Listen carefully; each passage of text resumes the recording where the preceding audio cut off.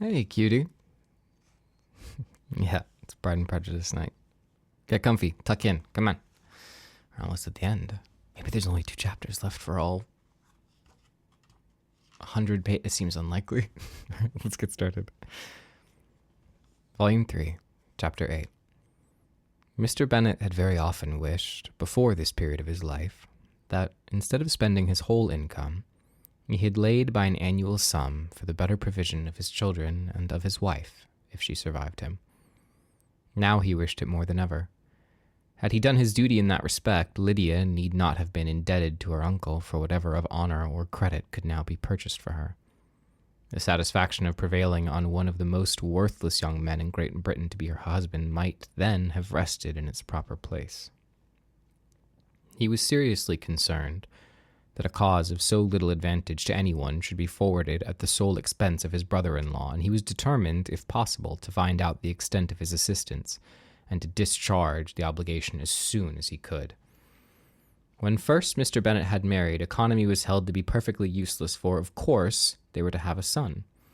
His son was to join in cutting of the entail as soon as he should be of age, and the widow and younger children would by that means be provided for. 5 daughters successively entered the world, and yet the son was to come, and Miss Bennet, for many years after Lydia's birth, had been certain that he would. This event had at last been despaired of, but it was then too late to be saving.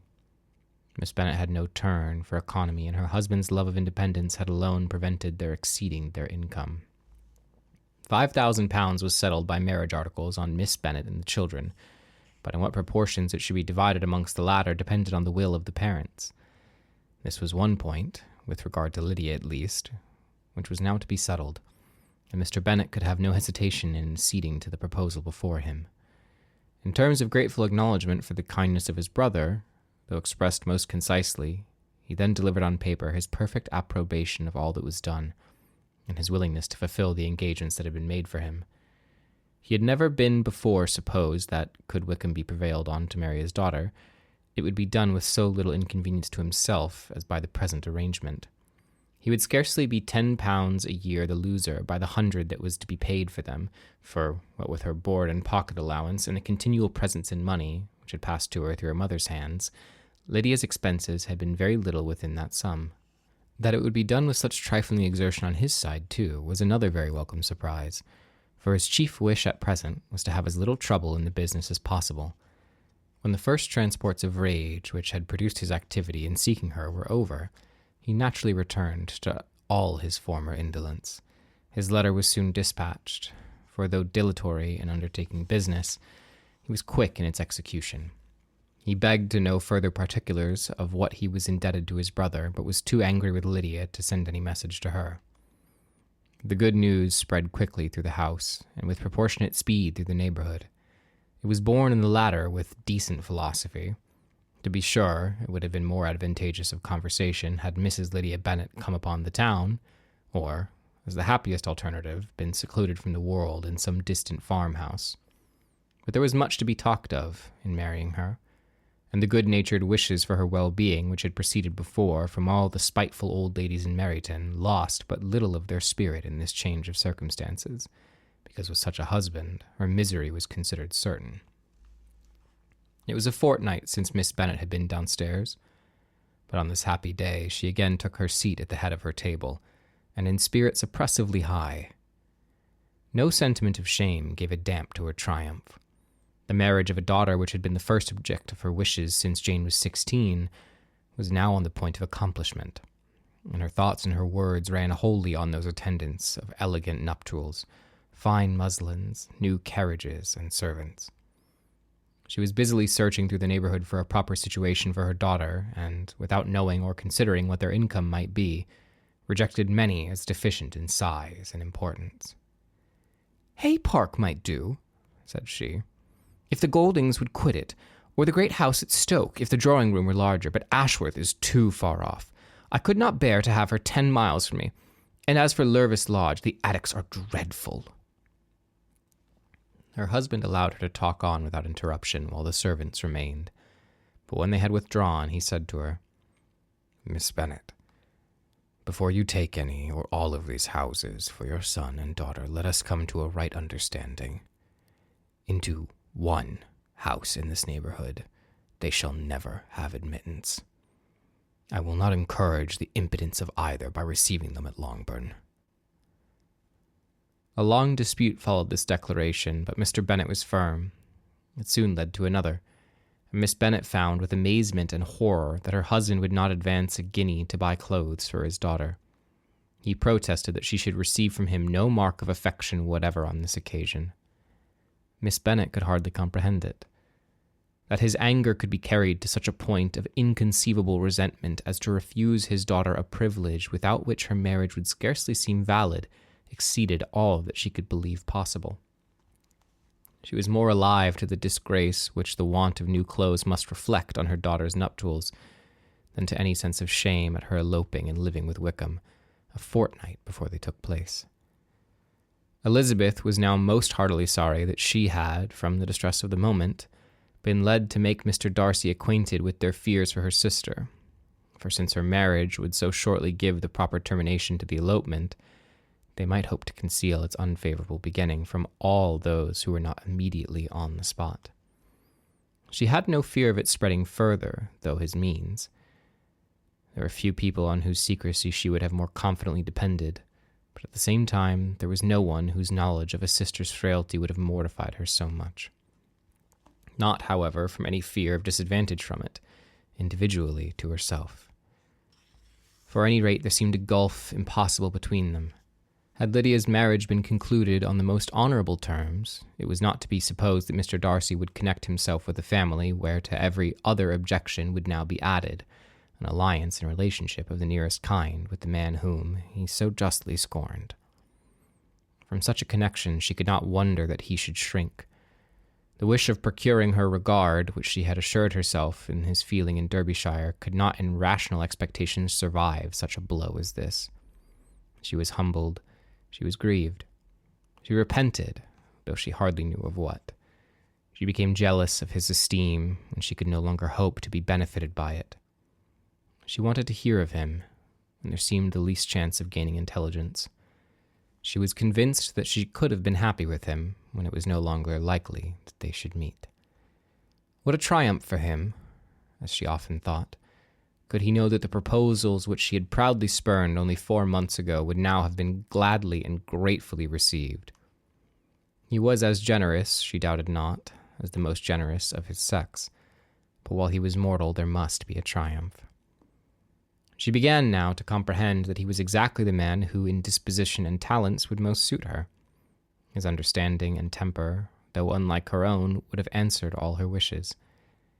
It was a union that must have been to the advantage of both. By her ease and liveliness his mind might have been softened, his manners improved, and from his judgment, information, and knowledge of the world, she must have received benefit of greater importance. But no such happy marriage could now teach the admiring multitude what connubial felicity really was. A union of different tendency, and precluding the possibility of the other, was soon to be formed in their family. How Wickham and Lydia were to be supported in tolerable independence she could not imagine, but how little of permanent happiness could belong to a couple who were only brought together because their passions were stronger than their virtues she could easily conjecture. Mr. Gardiner soon wrote again to his brother. To Mr. Bennet's acknowledgments he briefly replied with assurances of his eagerness to promote the welfare of any of his family, and concluded with entreaties that the subject might never be mentioned to him again. The principal purport of his letter was to inform them that Mr. Wickham had resolved on quitting the militia. "It was greatly my wish that he should do so," he added, "as soon as his marriage was fixed on, and I think you will agree with me in considering a removal from the corps is highly advisable, both on his account and my niece's. It is Mr. Wickham's intention to go into the regulars, and among his former friends there are still some who are able and willing to assist him in the army. He has the promise of an ensigny in the general's regiment, now quartered in the north. It is an advantage to have it so far from this part of the kingdom. He promises fairly, and I hope among different people, where they may each have a character to preserve, they will both be more prudent. I have written to Colonel Forrester to inform him of our present arrangements and to request that he will satisfy the various creditors of Mr. Wickham in and near Brighton with assurances of speedy payment, for which I have pledged myself. And will you give yourself the trouble of carrying similar assurances to his creditors in Meryton, of whom I shall subjoin a list according to his information. He has given in all his debts. I hope, at least, he has not deceived us. Haggerston has our directions, and all will be completed in a week. They will then join his regiment, unless they are first invited to Longbourn, and I understand from Miss Gardiner that my niece is very desirous of seeing you all before she leaves the south. She is well, and begs to be dutifully remembered to you and her mother. Yours, E. Gardiner. Mr. Bennet and his daughters saw all the advantages of Wickham's removal from the shire as clearly as Mr. Gardiner could do, but Miss Bennet was not so well pleased with it. Lydia's being settled in the north, just when she had expected most pleasure and pride in her company, for she had by no means given up her plan of their residing in Hertfordshire, was a severe disappointment. And besides, it was such a pity that Lydia could be taken from a regiment where she was acquainted with everybody and had so many favourites. "She is so fond of Miss Forster," said she. "It will be quite shocking to send her away. And there are several of the young men, too, that she likes very much. The officers may not be so pleasant in General's regiment." His daughter's request, for such it might be considered, of being admitted into her family again before she set off for the north, received at first an absolute negative. But Jane and Elizabeth, who agreed in wishing, for the sake of their sister's feeling in consequence, that she should be noticed on her marriage by her parents, urged him so earnestly, yet so rationally and so mildly to receive her and her husband at Longbourn as soon as they were married, that he was prevailed on to think as they thought and act as they wished. And their mother had the satisfaction of knowing that she should be able to show her married daughter in the neighbourhood before she was banished to the north. When Mr. Bennet wrote again to his brother, therefore, he sent his permissions for them to come, and it was settled that as soon as the ceremony was over they should proceed to Longbourn. Elizabeth was surprised, however, that Wickham should consent to such a scheme, and had she consulted only her own inclination, any meeting with him would have been the last object of her wishes. Chapter 9. Their sister's wedding day arrived, and Jane and Elizabeth felt for her probably more than she felt for herself. The carriage was sent to meet them, and they were to return in it by dinner time. Their arrival was dreaded by the elder Mrs. Bennets, and Jane more especially, who gave Lydia the feelings which would have attended herself had she been the culprit, was wretched in the thought of what her sister must endure. They came, the family were assembled in the breakfast-room to receive them. Smiles decked the face of Miss Bennet as the carriage drove up to the door. Her husband looked impenetrably grave, her daughters alarmed, anxious, uneasy. Lydia's voice was heard in the vestibule. The door was thrown open, and she ran into the room. Her mother stepped forward, embraced her, and welcomed her with rapture, gave her hand with an affectionate smile to Wickham, who followed his lady and wished them both joy with an alacrity which showed no doubt of their happiness. Their reception from Mr. Bennet, to whom they then turned, was not quite so cordial. His countenance rather gained in austerity, and he scarcely opened his lips. The easy assurances of the young couple, indeed, was enough to provoke him. Elizabeth was disgusted, and even Mrs. Bennet was shocked. Lydia was Lydia still, untamed, unabashed, wild, and noisy, and fearless. She turned from sister to sister, demanding their congratulations, and when at length they all sat down, looked eagerly around the room, took notice of some little alteration in it, and observed with a laugh that it was a great while since she had been there. Wickham was not at all more distressed than herself, but his manners were always so pleasing that had his character and his marriage been exactly what they ought, his smiles, his easy address, while he claimed their relationship, would have delighted them all. Elizabeth had not before believed him quite equal to such assurance, but she sat down, resolving within herself to draw no limits in future to the impudence of an impudent man. She blushed, and Jane blushed, but the cheeks of the two who caused their confusion suffered no variation of color. There was no want of discourse. The bride and her mother could neither of them talk fast enough, and Wickham, who happened to sit near Elizabeth, began inquiring after his acquaintance in that neighborhood, with a good-humored ease which she felt very unable to equal in her replies. They seemed each of them to have the happiest memories in the world. Nothing of the past was recollected with pain, and Lydia led voluntarily to subjects which her sisters would not have alluded to for the world. "Oh, to think it's only been 3 months," she cried, "since I went away. It seems but a fortnight, I declare, and yet there have been things enough happened in the time. Good gracious, when I went away, I am sure I had no more idea of being married till I came back again, though I thought it would be very good fun if it was." Her father lifted up his eyes. Jane was distressed. Elizabeth looked expressively at Lydia, but she, who never heard nor saw anything of which she chose to be insensible, gaily continued, "Oh, Mamma, do the people hereabouts know I am married today? I was afraid they might not, and we overtook William Golding in his curricle, so I was determined he should know it. And so I let down the side glass next to him and took off my glove and let my hand just rest upon the window frame so that he might see the ring, and then I bowed and smiled like anything." Elizabeth could bear it no longer. She got up and ran out of the room and returned no more till she heard them passing through the hall of the dining parlor. She then joined them soon enough to see Lydia, with anxious parade, walk up to her mother's right hand and hear her say to her eldest sisters, "Ah, Jane, I take your place now, and you must go lower because I am a married woman." It was not to be supposed that time would give Lydia that embarrassment from which she had been so wholly free at first. Her ease and good spirits increased. She longed to see Miss Phillips, the Lucases, and all their neighbors, and to hear herself called Miss Wickham by each of them. And in the meantime, she went after dinner to show her ring and boast of being married to Miss Hill and the 2 housemaids. "Well, Mamma," said she, when they were all returned to the breakfast room, "and what do you think of my husband? Is he not a charming man? I am sure my sisters must all envy me. I only hope that they may have half my good luck. They must all go to Brighton. That is the place to get husbands. What a pity it is, Mamma, we did not all go." "Very true. And if I had my will, we should. But, my dear Lydia, I don't at all like your goings off such a way. Must it be so?" "Oh, Lord, yes. There is nothing in that. I shall like it of all things. You and Papa and my sisters must come down and see us. We shall be at Newcastle all the winter, and I dare say there will be some balls, and I will take care to get good partners for them all."